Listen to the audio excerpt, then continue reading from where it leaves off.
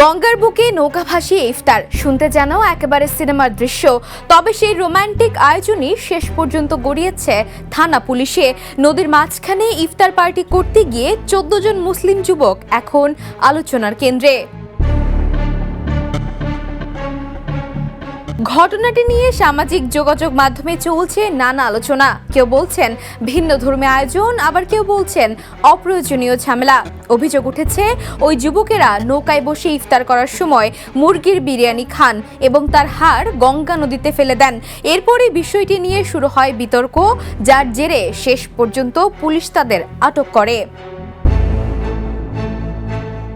স্থানীয়দের একাংশের দাবি, নদীকে পবিত্র মনে করে এমন মানুষের ধর্মীয় অনুভূতিতে আঘাত লেগেছে।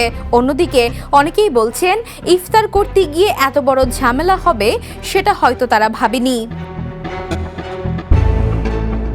এদিকে ঘটনাটি সামনে আসতেই নেট দুনিয়ায় শুরু হয়েছে মিম আর হাস্যরসের বন্যা। কেউ লিখেছেন ইফতার করতে গিয়ে এমন ইফতারি কেস হবে কে জানতো। আবার কেউ বলছেন নৌকা ইফতার আইডিয়াটা ভালো, কিন্তু প্ল্যানিংটা একটু বেশি হয়ে গেছে।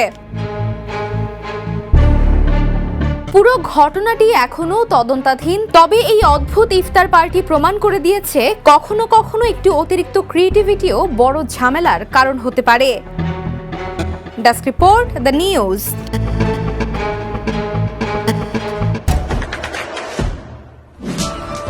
দেশে দেশে সবার সাথে, দ্য নিউজ।